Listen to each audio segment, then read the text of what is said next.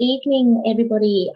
We have another amazing interview capsule series tonight featuring another amazingly beautiful and strong warrior goddess friend of mine who was part of the She is Empowered book, the beautiful Pamela Diaz. Welcome to the interview Hi, series. thank you. Look at her looking all Salma Hayek-y, ravishing and whatever. And then here's your old friend over here with the 90s style. You know what I mean? I just try to keep it real all the time. Girl, you were rocking it, so I wouldn't worry about it. You always I'm do. trying with the little turban that doesn't know what it's doing on the head, but we've got the hoops and we've got the headphones and we're rolling. How are we? Are you good? I'm good, thank you. Yeah, feeling good. So apologies last time, I'm just getting over a cold, but no, I'm a lot better It's now. all right. I mean, look, so many people have had to reschedule, and I really appreciate it. Like I'd say to all the ladies that I have spoken to, you know, everyone's time is so precious, and I really appreciate the ongoing diatribe that we have with this. And it's more just bringing to light, you know, just your thoughts and your you know, feelings about having been involved in the book and how it feels for you now. It was released back on International Women's Day, so the 8th of March this year, and you know, again, it was something that was just so special to put together, and just even more amazing to know that it's out there in the world. But I just wanted to thank you so much for being a part of it, B, not even thinking twice about agreeing to it when I initially emailed, you know, you and obviously all the other ladies as well. And C, just for your truth and your the unbiased way that you attacked your chapter was just it was something that was really special and something that isn't lost on me. So again, thank you for wanting to be a part of this series. No, thank you. Thank you for, oh gosh, for so many things. Where do I even begin? Thank you for pushing me, for getting me out of my comfort zone. A lot of people a lot of friends had actually asked me, Pam, you need to just put your words onto paper, please. You've got a story to tell, your experience, you know, what you went through, just you need to write this down. Yeah, and absolutely. I guess I wouldn't say I hide behind words, but I just don't find myself very articulate, or perhaps I'm just going through so many emotions, and it's 10 years this year. Wow. that had occurred. So yes, my baby turns 10 on Thursday. Yeah. And I find it so fitting that it was this time last year that you had approached me. And I remember, so my birthday was last week. And yes, happy birthday, by the way. Thank you. So I remember on my birthday, and it was in the middle of COVID, and which gave us such a, oh gosh, such a long pause, such a long period just to reflect and think about where you've been, where you're going, you know, what have you learned about yourself? And I remember on my birthday, I drove out to Tamarama. I don't know why, I just needed the sea. And there was just surfers in the water. It was beautiful. It was clear. Dolphins were just dancing. And it was just a lovely scene. And I was able to collect my thoughts, and I don't know, I took a deep breath and I just started reading your questions, and I just started writing and writing and writing and writing. And you said to me, look, she wrote a lot. You said to me, you can write as much or as little as you wanted. And I don't know why or how, but the words just started flowing, and look, my fingers couldn't keep up with my brain. You might not think that you were articulate or that you were muddled behind your words, but you wrote as if you were writing your own book. Because when I received it, I remembered, I think roughly, you know, every lady's chapter was around maybe 3 or 4, 5 pages. Some were a little bit sort of lengthier than that. And I know that my publishing partner in the US was like, look, to make it something that people can read and digest easier, you might want to keep them down to about 3 or 4 pages. I was like, yeah, cool. I got 29 ladies I had to fit in the book. No problem. Pam sends me hers. Yeah, 19 pages. Right. So I'm going, Max, saying next time, possibly cap it. Hey, I had a lot to say. You did. But what I said, and even bringing it back, I think it was at my launch party, and we spoke when we had the book launch, and I said to you, you know, you wrote so eloquently and you wrote so honestly that that deserved to be in its own piece, right? Separate. So obviously, just to let everybody know, I mean, you've been to hell and back, let's just put it that way. And the word empowered, it's kind of like your face underneath it in the dictionary, I believe. So if we could just obviously bring everybody up to speed. A lot of your chapter was, you know, about, you spoke a lot about your early years, you know, being this incredible high flying executive. You worked overseas a lot. You were, you know, your love of family here in Australia, your love of travel, and then you became pregnant with your first daughter.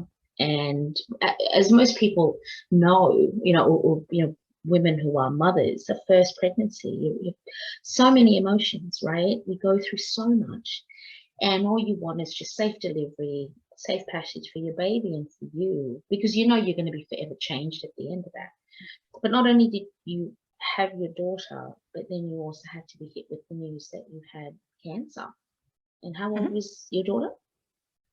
So it was just after my 37th birthday. Yeah. And it was a week after, and I was leading up to those final weeks of pregnancy. You know, you're anxious as it is, right? Because you're just preparing for arrival, and you know, you're trying to get your house in order, and you're trying to sort out your life, and there's big change happening. So it was probably 2 weeks before that. So I was about 38 weeks pregnant, and there was an excruciating pain that I was experiencing, and I couldn't understand why. And I was going through the clinic at that stage. So going to the hospital, and the nurses were awesome and amazing, and to the point where I just couldn't carry this baby anymore. And like, they know, you know, your body, and you know the amount of pain that you can handle. And, you know, I wasn't being a chicken or anything like that. This was just ridiculous. I couldn't walk. My legs weren't the same, you know, and carrying the extra weight as well. It's uncomfortable. And I'm thinking, is this normal? I don't know if I want to do it again, but it certainly, it just, I knew something was wrong. Everybody knew it was wrong. You know, my husband at the time knew it was wrong. My parents knew it was wrong. All my friends knew it was wrong. Something just wasn't, you know, right. So going to the hospital and explaining the pain that I was experiencing, and just to give everyone a bit of background, I was actually literally holding onto the walls. I couldn't walk 2 meters, 5 meters. I was using a walking frame at the time in order to help me out. So I remember my mum, so we were on our way to the hospital for a checkup, and I remember my mum just going up to North Shore Hospital, and she said, look, jump out, I'll find parking, I'll meet you there. I said, okay, no worries. And I remember jumping out of the car, crossing at the zebra crossing, and I'm surprised that I actually got to the other side. Wow. Because I couldn't handle the pain. And I remember I was like on the wall, and I was trying to find a wheelchair, and people are thinking, oh, you know, is she all right? What's going on there? But not really did anything. And I remember just using the wall as my support and getting all the way down, and then the corridor seemed like, I don't know, miles. Everything seems miles apart. And then I got to the end and waited my turn. And I remember the nurses asking me, you know, how are you? And I said, oh, look, something's just not right. And tried to explain, you know, again, the pain and how often and why and how. And they were a little bit concerned then, and they asked one of the obstetricians to come in to just check it all out. So baby was fine. She was A-okay, but it was just my walking. Initially, they thought that it was just my pelvis. It was unaligned, and, you know, again, it was just preparing for baby, but it just didn't seem right to them either. So I was about, 38, 39 weeks. I booked in for an elective cesarean. I was all for natural, and that was the way that, you know, I was going to go, but sometimes you just got to keep an open mind. Just have to flow with it, honey. That's it. And so I was booked in 27th of May. And even leading up to that, it was quite painful. Again, everyone was extremely worried, and I was worried. I'm thinking, oh, is it me? Is it the baby? Yeah. What could it possibly be? Never in my wildest dreams, a couple of days after she had arrived, would I have imagined the words coming out of somebody's mouth, oh, you have cancer. Absolutely. I'm sorry, what? And that is the thing. Sweet. I think that's the part of and for anybody who hasn't read the book, or if you haven't gotten to Pam's chapter yet, or you're wanting something that's going to really shine a light on the word strength and Thanks. acceptance, because I think you've just said it. You wouldn't in a million years think that would be the diagnosis after just having given birth. So as the person that had to edit, it was very, very difficult to edit your chapter, because everything, like I said, it was like your own sort of mini book that it should have been on its own in a way, and just little but you can't excerpt that this is raw truth, this is real life. So for me to especially with your cancer journey, it was the hardest, realest thing that I read, and somebody that I know personally that was touched with that. I knew you went through it, but I didn't know you went through it. You know what I'm saying? And you really shared so much, and even listening to you now, it's a lot, Pam. It's a lot. Thanks. Yeah. How was it hard for you to talk about sort of after it happened, or have you always just accepted and spoken, and that's just how it is? What was it like in those first few months? That was a big exhale. I was watching myself there. It was like a big exhale.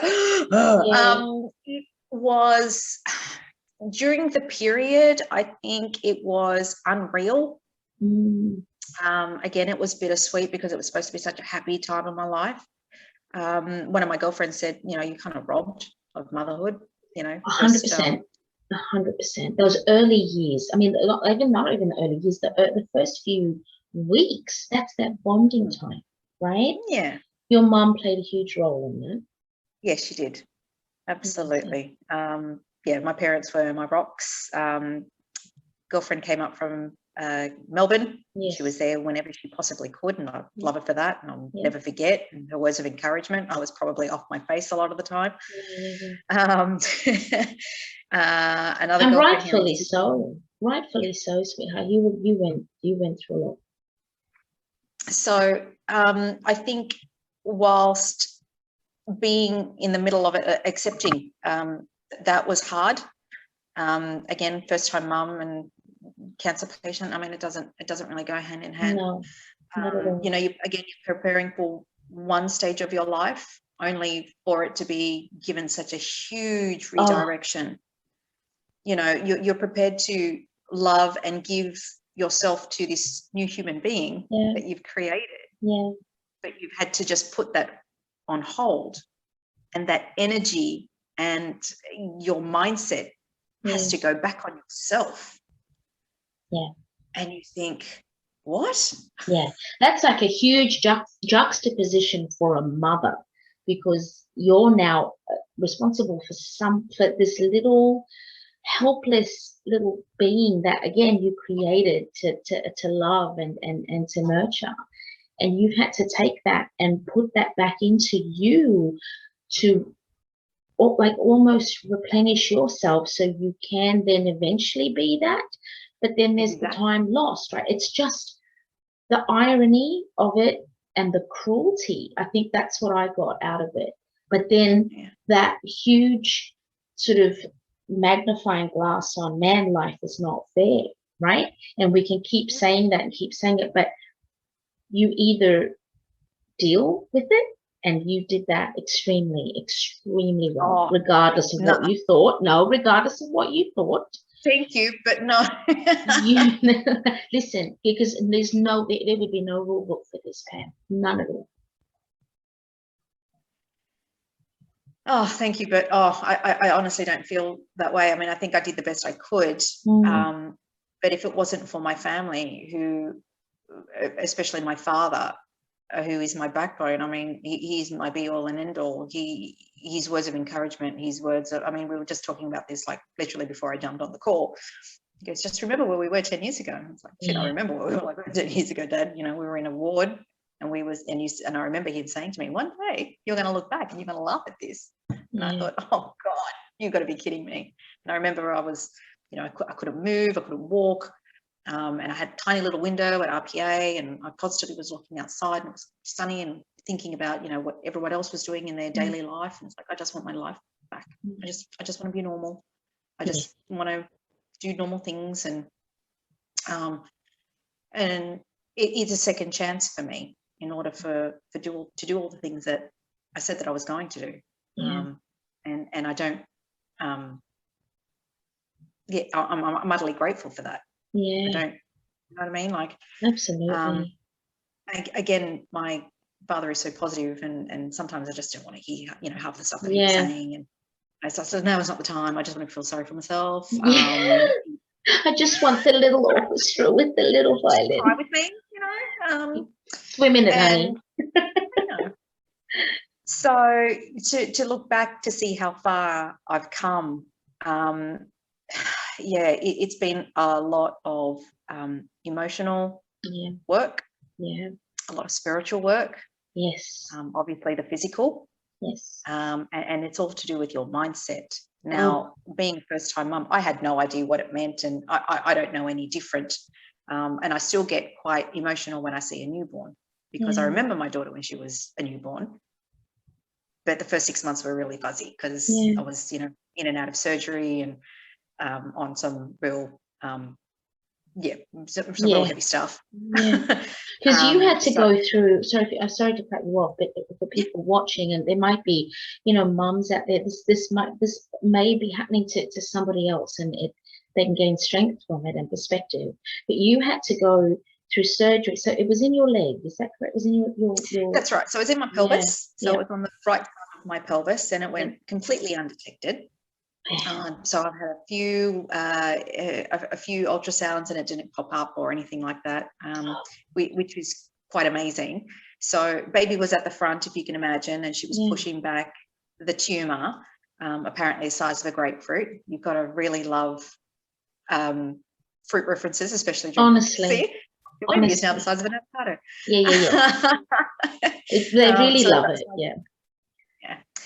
And so when I delivered her, the doctors took a very long time, and the nurses kept on saying, you know, don't just focus on the baby, focus on the baby. And I could hear her, and I could see her sort of, she's beautiful. She's got the most amazing eyelashes, and she's just gorgeous, and she's perfect. And so again, this diversion of, you know, focus on the child, don't worry about you so much. But I was still wondering, what are the doctors doing? Because they're taking their sweet time right now. And I didn't understand. So during that period afterwards, they told me that I had lost a lot of blood, and a few days afterwards I was able to do some tests, and they couldn't understand why I couldn't feel my right leg. They couldn't understand why I was having walking difficulties leading up to the delivery. So I had a series of tests done, one of them being a contrast, an MRI contrast, which is where they found the tumour. And it was the tumor was coming from the pelvic bone, and it was actually inside the bone as well. So there she was, 3-4 days old. This is coming on the 2nd of June, I think now. Yeah, she was born on the 27th. Yeah, a couple of days.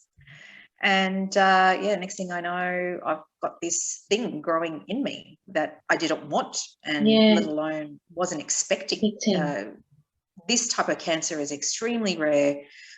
It's normally in young children, young adults, not in middle-aged women. So it took everybody by surprise. It took my surgeon by surprise. It took the oncology department by surprise.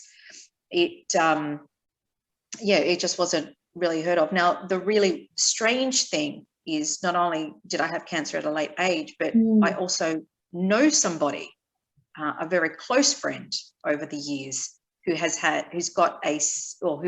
experienced a similar cancer of that. And it's like, how is something so rare so common? It was just so strange. Wow. So I remember calling her after I got the news, and so now we have this special bond because we share the same oncology team. We share the same surgeon. We normally call each other and say, "Oh, are you seeing Dr. Stelly today?" It's like, "Oh yeah, well, I'll see him in a couple of months' time. How are you? How's your surgery? How are you feeling about recovery? How's your physical? How's your how is your movement?" I mean, not to say that we're going to be running marathons at any time, but we were able to walk, we're able to stand. We might walk a bit funny, but we're still here. And I think that's what blows our mind. Absolutely. Because this is so aggressive and so out of the ordinary. It's extraordinary what we had. Yet absolutely. Here we are. And we share this special bond, Fiona and I. We keep in touch. And again, I've known her since, I think she was about 16 the first time I met her. Wow. Yes, and I know her husband and her children. It's just beautiful, and we continue to share this special bond. But going back to your question,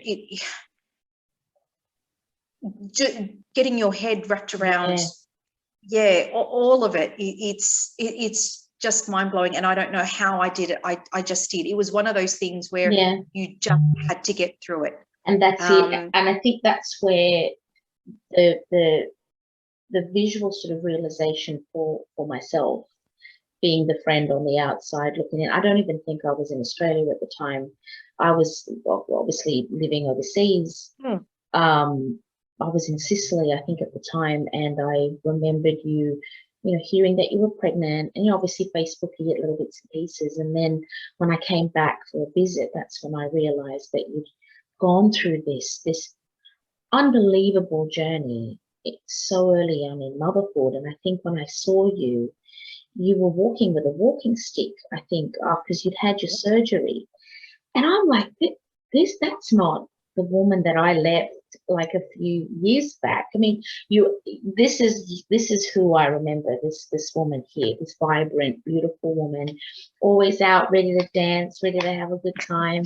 And I think I saw you in a club too. I was like, oh no, she ain't up in here doing her thing. Like, that's what I've always really admired about you. You just had this Oh, you're gorgeous. I have to keep the some sort of semblance of my normality as normal as I can, because the rest of your world was so unhinged that only you could put it together, right? And so when I say that you did so well, I say that with the perspective of looking from the outside in. Clearly, those who were a lot closer to you, they might agree with you, but that was the best way you could have navigated it, with the tools you were given and with the news you were given, and the fact that you just wanted to get to your daughter. You've raised, absolutely, and you've raised. I've waited for her for so long. Yes, that she was my motivator. I can't even begin to tell you. I was so excited to be a first-time mom and have all the same experiences that I had with my mother. And yet I couldn't do that. I couldn't take her home. I couldn't get up and have those 2 a.m. feeds. I couldn't take her around the block. I couldn't take her just for a drive. I mean, not that I was driving at the time, but I couldn't take her outside. Just those little things. Just normal things, normal feeds. I couldn't bathe her. I couldn't, had an army. My family was an army that came in. It was like a swarm of ants. They came into the house and they did things and then they left. Oh man, God bless them. And I am forever grateful for them, because they were me. My mother was me for a while, because I had to focus on myself, and I felt guilty and I felt cast aside. I was angry, Max. I was pissed off. Oh, absolutely. Because these are just normal things that I wanted to do. And yet, and I know it was coming from a place of love, but everyone was like, Pam, just shut up and just relax and sit down. And, you need to take care of you. And it's like, but I don't want to take care of you. Oh, don't tell me what to do. I want to do this for my Don't tell me, baby. And oh don't tell man, me I can't, don't tell me I won't, you know what I mean? Like, just all of that yeah, stuff. It was so frustrating, but I had to be patient. I mean, it was just, again, I had to be patient and just shut up and concentrate on myself. And so I did. And I did go through the, I had to see a psychologist for a little while, make sure that I was okay up here. And then I had obviously a lot of physiotherapy and hydrotherapy, and that still continues today. yeah. Boy, it's just been a lot of hard work. But it's part of your journey now, and it's part of your normal. And I know, yes, talking about how it was to the moment that day changed for you. You know, me asking you to be in this book, was there any moment where you thought, no, I'm not, no, I don't want to share this, or yes, I'll be a part of it, but I won't talk about that? Could there, yeah. I was torn. I was constantly fighting with myself. Comfortability is like, oh, I don't want to talk about myself. Who likes talking about themselves? I hate talking about myself. I babble. And I thought, who would really empowerment? Really? Am I really empowered? I mean, when people say, oh, Pam, you're such an inspiration, I mean, I can't help but laugh. Yeah. Well, that's it, because we never look at ourselves like that, right? But when other people tell you that, do you sit there and go, wow, I have impacted people, right? Absolutely. When I was writing out my list, and there were a lot of women on there, obviously, because Maxine's lofty and wants to put the world in one book. Like, it should have been a coffee table type Chanel, freaking, you know, those big ones that you find on coffee tables in fashion houses. I think that's where I was going. And then I had to get a slap back from reality, going, well, it's quite a costly project, and you're self-publishing, so maybe we'll halve it and do something else. And so I did a lot of research before I got the book together. And when I wrote down the initial list, I remember going back and forth with my husband, with Jay, and we were chatting, and then I sort of said to him, you know, the names, and and then I was like, I cannot not have Pam in this. I'm like, I can't. And she might say no, because I know she's quite private. But I hope she says yes, because I think this is really important, right? And I was like, I have warrior friends, man. Like, it's not just frou-frou and fashion and cocktail parties. Like, this is real mortgages and stretch marks, baby. Like, this is how we live in. Okay, we've got, cancer survivors, breast cancer survivors. We've got, single moms. We've got, entrepreneurs. We've got mums who have, orphaned mothers. We've got every type of woman in this book. And I was so grateful when you came back and said yes, because I knew, I knew that, what you were going to share was really impactful and really strong. But you are inspirational. You are empowering. 100%. Thank you. I was humbled. I truly am. Again, thank you for getting me out of my comfort zone. I mean, Zadie was like, how to be Pam, you got to write this down on paper. Pam, you got to write this down on paper. It's like, for more perspective. And I think it was, I found it difficult, because I could write it, as a mother, I could write it as, as a woman, or, single mom, or different perspectives of I didn't know which angle. Yeah. And then I read your questions, and they really resonated with me. They stuck with me, and it's like, okay, this is me. Yeah. And I took each of your questions, and I actually used my phone as a dictaphone. Yeah.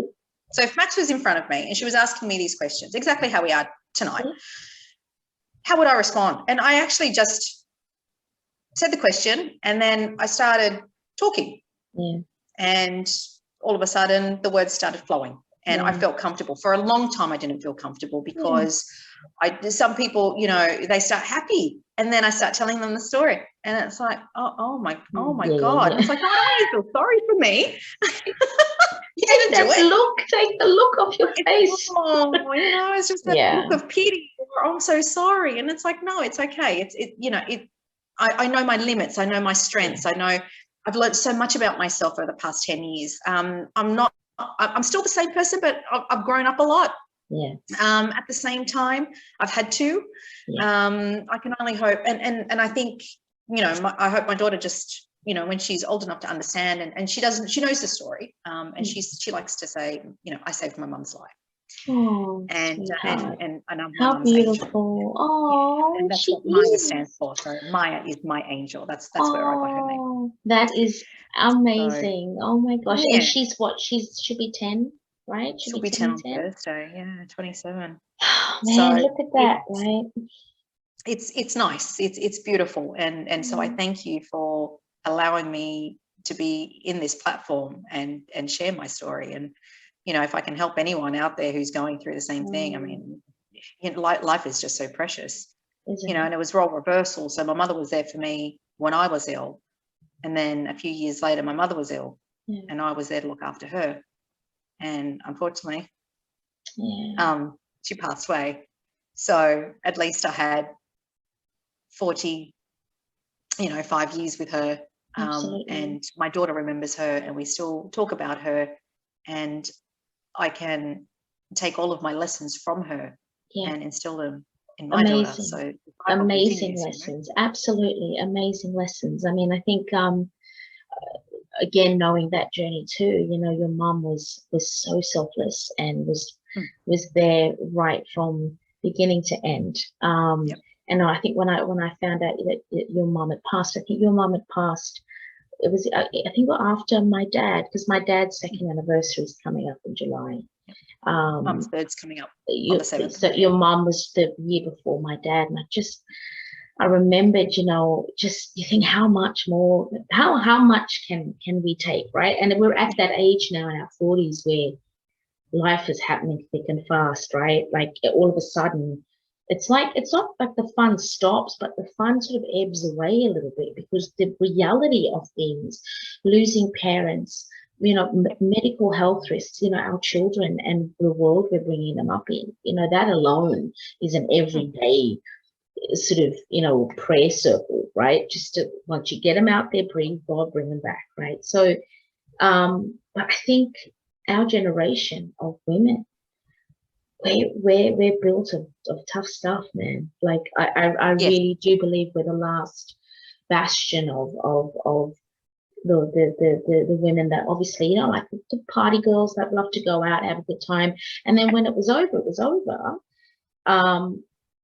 And we've just gone on with stuff, right? And we've dealt with so much that you sort of look at what today's generation deal with, right? And this is not judgmental, it's more just observational. And you think, wow, I think a lot of the time they cause a lot of issues for themselves just by Yes. the way they react to things in life or the way they put themselves out there. Social media has a lot to do with it. When it comes to the word empowerment, right?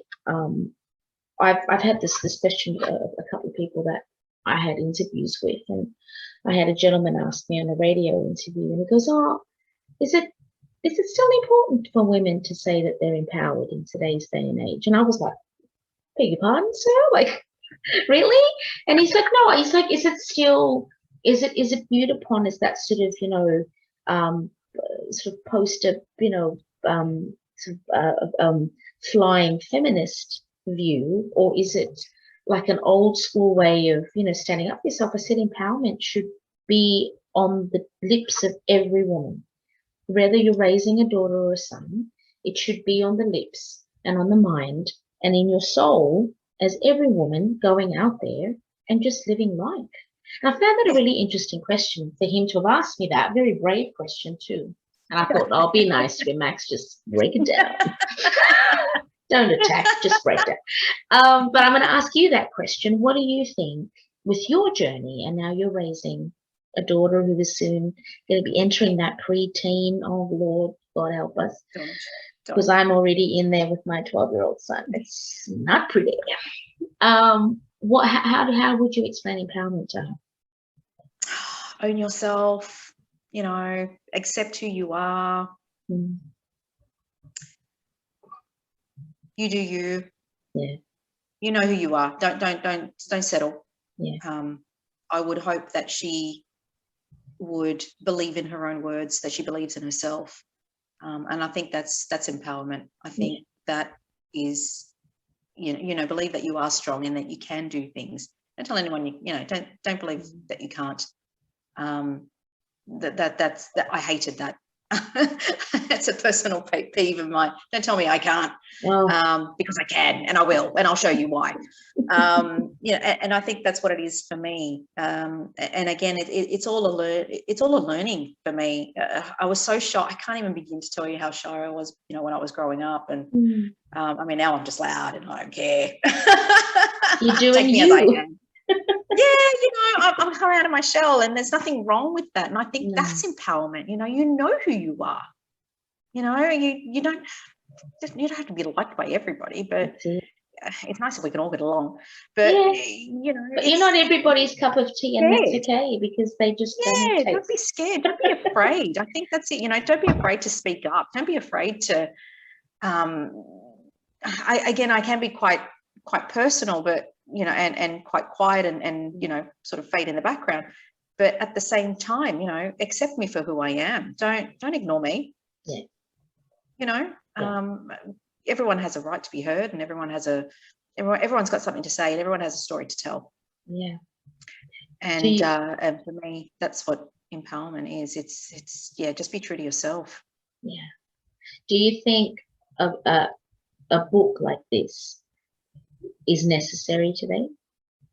I think it's, these women are just so cool, and I'm proud that my daughter knows so many of them. Yeah. Because they are such great. I mean, as you mentioned before, social media influencers. You know what? These are the influencers. None of this malarkey that's on social media. Seriously. I mean, I love Celeste Barber, and I think she's got the right attitude. She's great. She really is. She's the first giggle in the morning. You just absolutely. But this is motivation. This is empowerment. This is love. This is. Oh, these women are just, Tiana Canterbury, I love you. I've got a girl crush on her. I've got a girl crush on you too. Oh, thank you, honey. Lady Jackson knows how I feel. I love her words. Eva Links. I mean, I can go on. Mariah, I could go on and on and on. And this is what I want my daughter to look up to. This is what I want her to read and remember and pass on. Absolutely. This is the stuff that matters. None of that other crap. Seriously, it's the breaking down of the authenticity and the necessary realness that we need in life. That's it. And you said something in the beginning when you were like, when I asked you to be a part of it like a year ago today. Yeah, we were in the thick of COVID, and I think that downtime for myself as a creative, for having the guts to overcome my fear and my doubt of, I always wanted to write something like this, right? But when you're in the mix of what I was sort of, really, really focusing on at the time, which was entertainment journalism and writing on celebrities and all of that sort of stuff, great pieces, never the sort of trashy gossip stuff. It's not my style. It was always just that real, right? The real journey. I think COVID helped me sit back and go, I don't need the celebrity, the chase for the celebrity story. I've spoken to so many. I wanted to I think it's some digging, and I've got to say, I was so intimidated. It's like, really, you've done Tony Touch, you've done Johnny Gill, you've done Maxwell, you've done Jill Scott, you've done all these weird and wonderful people that we love and admire and listen to like nearly on like a daily basis. Yes. And really, you want to interview me? Yeah, like, but that was it. The real life superheroes that I had around me, these real life heroes that I had in my phone that I would hang out and have dinner with. And I'm like, what are we doing? This is it. This is the gettable get. This is the real story here. And so for me to have that happen at a time where creatives were scratching their heads, like, what do I do? I was like, what I'm going to do is write a book that I can relate to and that other women multiculturally can relate to. No matter what woman you are, no matter what culture creed you're from, you look at this book and every woman on there represents every woman, right? Oh, they're beautiful, each and every one of them. They're Unbelievable. And their own personal, sort of overcoming adversity to create these incredible lives that, man, the struggle is real, right? There's no fairy We've all floss. got the hustle. We've all got have that in common. This is the beauty of it, right? So that was why that was empowered, and everything you've said is exactly why this book came about. So again, just thank you for your truth and for sharing. And thanks for getting me out of my shell. No, I'm really, really grateful, and it will help indefinitely to whoever's watching. I think it's also the time. It was the right time. I think, it's been, I mean, in the thick of it, I mean, my dad kept a journal and he passed it on because he knew that I was speaking to you. And he said, oh, look, just in case if you need a bit of reference, this is what I had taken down when you were in hospital. And it took a bit of courage for me. And I had to just, put my big girl pants on and open the document because my dad was always on his computer and he was always, typing. It's like, what are you doing? Are you working? What are you doing? And he was actually keeping a log of, if not a daily occurrence, a weekly occurrence, what was happening. Pam was down today, I don't know, her kidneys were failing, or Rosemary came in today, Zadie came in today, she flew from Melbourne, Maya did this, and the doctor said that she's not going to make it. And there were a couple of times where my dad actually had to call my friends and say, I don't want to alarm you, but you might actually have to come in and say goodbye. Oh, man. I have no recollection whatsoever. I was off my face. I don't remember any of that. But my girlfriend Rose actually did say, there was times, Pam, where it was touch and go, and we didn't know whether this was it. And so she would have to just pick up her feelings and straight face on and come in and see me. And I had no idea what was happening. That's and incredible. Truth be told, I wasn't ready to go. I don't know if that was even possible. Yeah. Oh no, I did actually think, a couple of times, because you lie in hospital and there's all sorts of weird, wonderful noises, and you hear the nurses and they come in and do your obs and all that sort of thing, and you think, God, is this it? Yeah. Am I proud of what I've done so far? Hang on, no. I'm not ready to go just yet. Yeah. And that's when your faith kind of kicks in, and it's like, I need to stay. I need to look after my child. I need to look after my family. I need to look after, my parents and everyone who's, who I love and who is dear to me. No, I can't. No, it's not happening. I'm sorry. Man. It wasn't an option. And I don't know where I got the strength from, and whatever the doctors told me to do, I did it. I do. I know where it came from, because she is empowered. That's why. That's what it is. So the embodiment of that. The embodiment of it. Because listening to that, I mean, that's a whole other level that I didn't even think you were experiencing. And it doesn't surprise me, because, I mean, look, just, watching my dad, when he was going through his, obviously dad passed of lung cancer. So again, very, very different, but fuck, it sucks, it just sucks. And it's watching the strongest people that and that you never seen cry or never seen worry. I never used to see my dad in a doubtful, anxious state, right? And probably the last 6 months of his time with us, I just saw him become the shadow of the man that he is, but still holding on to his strength and the pride, that he had. But I just remembered him also, how you've just said, no, I'm not ready to go. No, I've got things to do. Oh my God, I've got grandchildren. And no, so I was in a lot of denial myself with my dad's 2-year battle, right, with it. And I think that was done to safeguard myself, because I was, a daddy's girl and still am, always will be. But I think when my dad did pass, there was a horrible feeling of selfishness that I'd had in, berating myself, going, maybe if I just accepted it and I allowed myself to talk about, Dad, you've got cancer, and Dad, we're gonna go and get chemo, and Dad. But I never allowed myself to say those things, because if I said them, that it was real, and then that meant that my dad was ebbing away. But my dad was always fighting to not ebb like you were doing, right?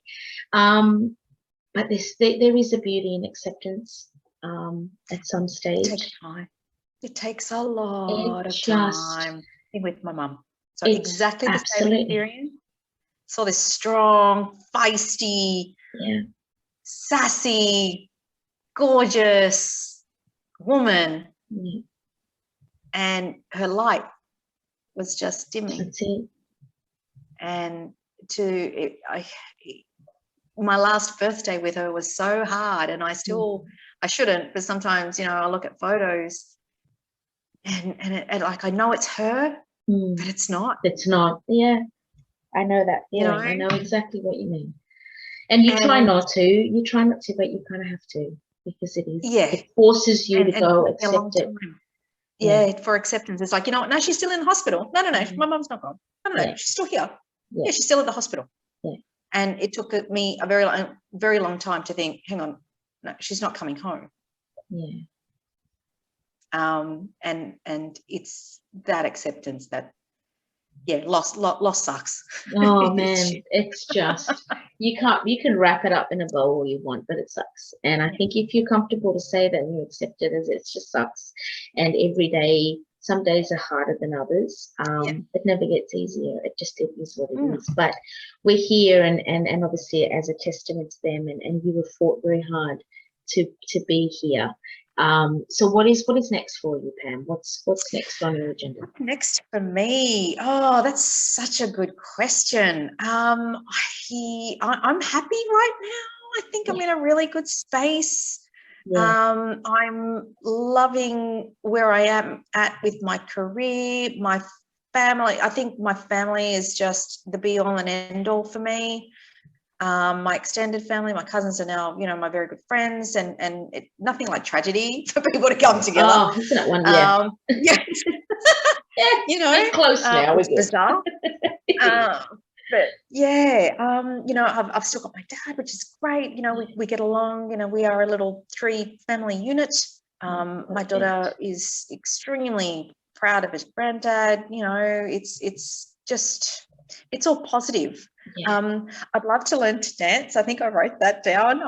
That's still on my list of things to do. Which I'm surprised, because every time I'd see you were on the dance floor. Oh, you know, I can still boogie, which is good, and it's probably extremely overdue. For all of us.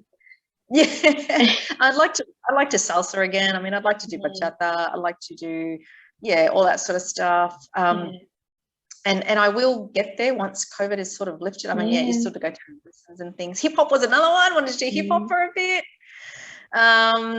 Get myself moving again. I mean, I can't move as well as I used to. But you know, I'm sure there are workarounds, and I'm sure I'll be able to. And if there's anyone that'll make it happen, you will, honey. You definitely will. Oh, I'm so I think I missed my calling being a DJ. No, you didn't. I don't know how you do it, because you seem to do it all. I try, Bill. You do. I admire you. Okay. So yes, it's your turn now. You can ask me questions. How do you balance your passion for music and your family and your work? I mean, how do I struggle? I've only got one child. You got 2. Yeah. I struggle to balance everything, but you make everything seem so effortless. Oh, come on. I see your Instagram stories and you are like DJing, you know, you're in this club, and then you're in basketball with the kids, and then you're out at the MPA showing the kids around Sydney, and then you're on date night with Jay. Listen. How do you do it? Fueled by a lot of mother guilt. I'm gonna put that right out there. Right, mother guilt. Okay, it's a real thing. All right. Look, I think it's just I love life. Okay, Pam, I really do. And I always said I wanted to live a purposeful life.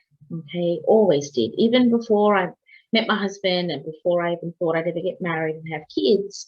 You've known me back then, and I've always been someone who's Dance worked more. Actually, 2 yeah. and 3 jobs. You know, I've never just had the one job, and I've always had a day job, and then I DJ'd, and then when I was DJing, and then I started writing, and then I developed my love for writing, and then I started a radio show, and it's just, I've always been creatively driven by my love of music, right? And I think being able to create careers around that particular love is something I'm very blessed to do. It hasn't been easy, and being a woman in the industry as well has provided a set of challenges, but I've never let that stop me from carving my own path, right? I've doubted it, and I've doubted myself a lot of times, and it's something I'm learning not to do anymore.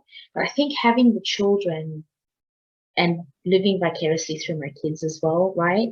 And wanting to do the things with them and wanting to show them these things and see it through their eyes is what pushes me on the mother side, right? But then also wanting them to look at me and go, man, my mum did that, right? My mum packed a dance floor out, right? My mum's written on all these people. My mum was on radio and has, interviewed people and helped them with their careers. And then my mum wrote books and she captured moments in time. So like you've done your fight for survival for your daughter, I do the purposeful living for these boys, and I love it. I love life as much as life can get you down sometimes. I wake up every morning and I'm so grateful for it. So grateful for it. So yeah, it's not. I listen. A filter and a couple of well-chosen words, honey, can make anything look effortless. All right. It's mostly lack of sleep. I'm a night owl. I only go by maybe 5 hours sleep a day. And I'm okay with it. On the weekends, I always say to my husband, I told Jay, I mean, look, I married a sailor, okay? So he's ex-Navy, right? So our lives were always nomadic, okay? He would ring me when it's 5 o'clock in the afternoon on his end. It's like 3 o'clock in the morning here. So we've always had that sort of, like humble jumble sort of stuff. And now we're together in the same country and same time zone. Life for him is a lot more peaceful now. He's not out there sailing the 7 seas, and he's got his family, but his wife, I've always told him, I'm like, I eat life, and if you don't want to come, it's cool. I'm gonna take the boys. I'm gonna go to the Vivid Festival, or I'm gonna do this. I'm gonna do that. But I know that my heart is at home, and it's peaceful, and he's just resting and he's chilling. And when he wants to come with us, he comes with us. But he even tells me sometimes, Max, you need to slow down. You need to sit down, sit in one place. And I go, I don't know about you, honey, but I am not old. Okay, I'm gonna keep it moving.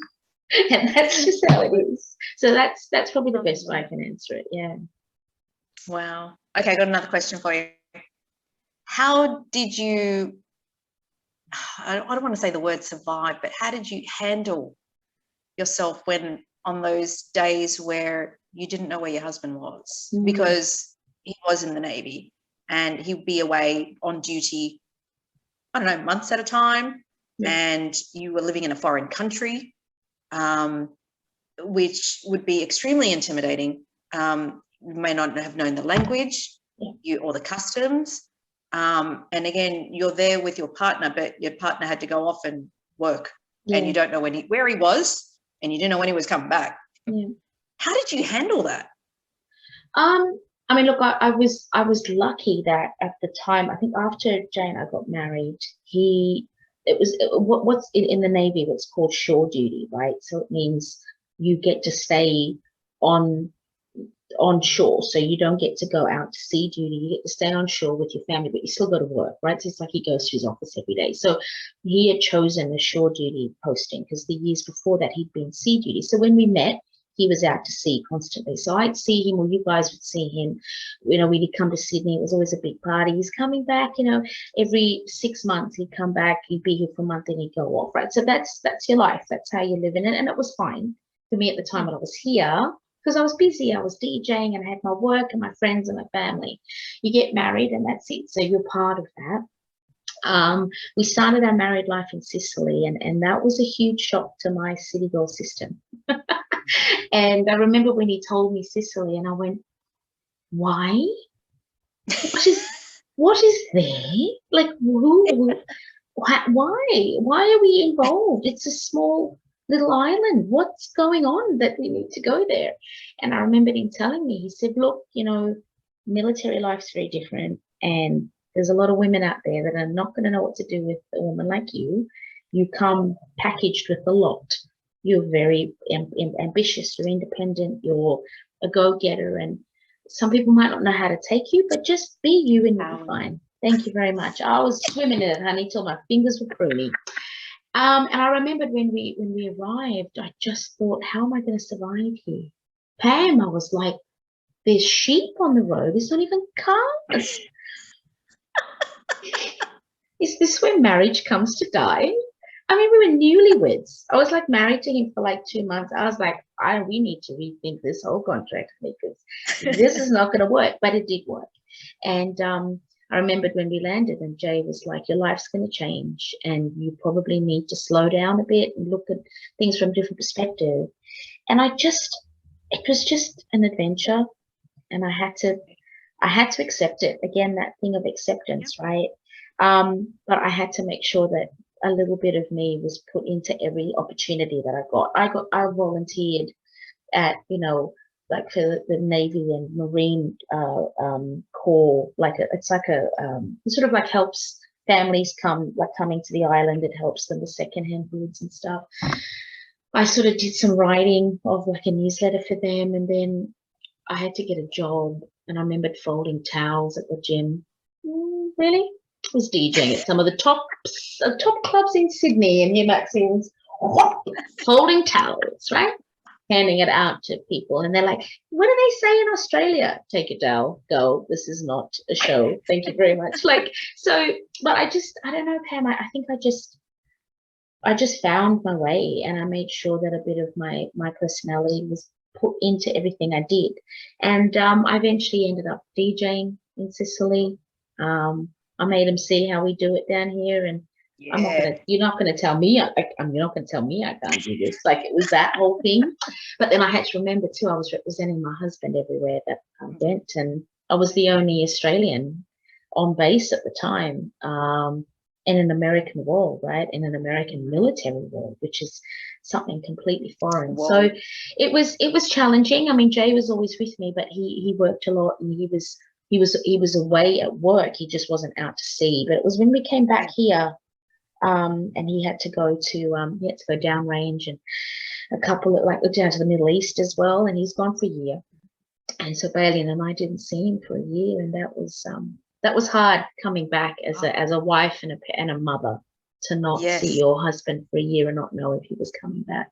There were touch and go moments there, but that's why I came home. I needed to be with my family. And what about, as you mentioned, motherhood? How was that? That must have been so challenging for you. You would have experienced what it's like to be a single parent. And obviously teaching your son how awesome his dad is and what an amazing job that he's doing. Yeah, it was a lot of relying on community, right? Because my mum and my sister flew out when I was pregnant with Bailey, because I had Bailey in Sicily. But during the pregnancy, it was no one. It was just myself and Jay. So you were really relying on your partner, right? And if that communication wasn't there, it could be a very lonely, inhospitable place. A lot of marriages didn't make it. Sadly, the divorce rate is extremely high in the military, for obvious reasons, because the partner's always away. But we'd survived before marriage, and it was actually quite well, because we did well with the separation, because we both had so much going on that it was nice to miss someone, because when we got together, it was always this great thing. But now all of a sudden we were together all the time. We had to get used to that, right? And then all of a sudden this little person comes along, and it just changed my whole world, my whole perspective, as they do. And I knew that family togetherness and at any time could be changed if his dad never came back from duty, or, so we had to talk real early about that, and gear ourselves up for, you know, anything that could happen. And I remembered when we came back to Sydney, when Jay was going away for the year, I had a little doll made out of Jay's Navy uniform, right? It's called a daddy doll. And it's like a picture of the partner, either mum or dad, in the uniform, and they make this little calico sort of doll. And the kid gets to sleep with it or take it to like museums and stuff. So daddy and mummy are always a part of it. And I remember gifting that to Bailey the day after his dad flew off. And I said, look, daddy's going to come back, and he's going to come back in this uniform. But for now, he doesn't want to miss out on anything. So we've had this made so you can take it. And then we'll take pictures and we'll send it to dad. And he was so happy. He took that everywhere with him. And that was probably the best thing I could have done at the time, because it really helped fill a void. And I used to hear him talking to it at night and stuff like that. So, and it helped Jay as well with the pictures and stuff like that. But that's beautiful. It was challenging, I won't lie. It was very challenging, but we made it through. So, yeah. See, that's so important, you know. And again, your strength and your effervescent personality comes out in everything you do. I try. And that's why I love you. I try. When I'm effortless. When I'm you are limitless. Trying. Well, thank you. I think sometimes this is a whole new foray for me now with this sort of YouTube channel and yeah, I like to just you're full of surprises. Like you just keep going and you just keep pushing boundaries, and it's like, I wonder what this is going to be like, and let's check it out anyway. And I love that. The gift that keeps on giving, Pam. I am the gift that keeps on giving. Hopefully you won't want to return me to the store after this, but it's all good. I'll keep you for a little bit longer. Oh, I love you. Well, listen, thank you so much for this candid conversation and just, you know, sharing your truths and your feelings and your happiness of being a part of this project, because it has been such a blessing. And I'm really glad to know that Maya gets to, you know, be a part of it all and gets to read her mum's story one day and just, that's what it's all about. It's we're leaving legacies. No, she can come to Annie Max because I have that version. Okay, that's the little mini series that your mother's going to work on. But that was just part one. The abridged version is the one that's in there. But that's what it's all about. You know, we're just creating and leaving legacies for our kids, really, at the end of the day. So, well, that's it. They say that we're their teachers, right? And we get it from our parents. So we just pass it on down best we can. No judgment. You know, we just keep it real. Absolutely. That's all we can do. So I thank you. I thank you for this opportunity. I am grateful for your friendship. Again, I can't express, thank you for getting out of my comfort zone. I'm so glad that I did end up putting this down on paper. I know I'll look back at it, you know, like 30, 40 years time going, it was a subject in a book. And hopefully, you know, just sharing stories and being a part of this awesome collective group of women. Yeah, no, it is. It's really exciting. So helping me to together. You're very welcome, and ready to put the next one. So I'm collating as we speak another group of women who I hope will be as ready to share their truths as the 29 women in this book were. So we've got to keep it moving. So that's all we can do. But thank you, my darling. I really appreciate your time tonight and just for everything. So just keep being you and walking in your truth, because it's amazing to see. You know how I roll. I know. Look at her with her hair all out. You don't need to do that. You just gonna go, okay, thanks for the I do. Like all cute. See, this is why now it's gonna end. Thank you, my love. I love you. Thank you.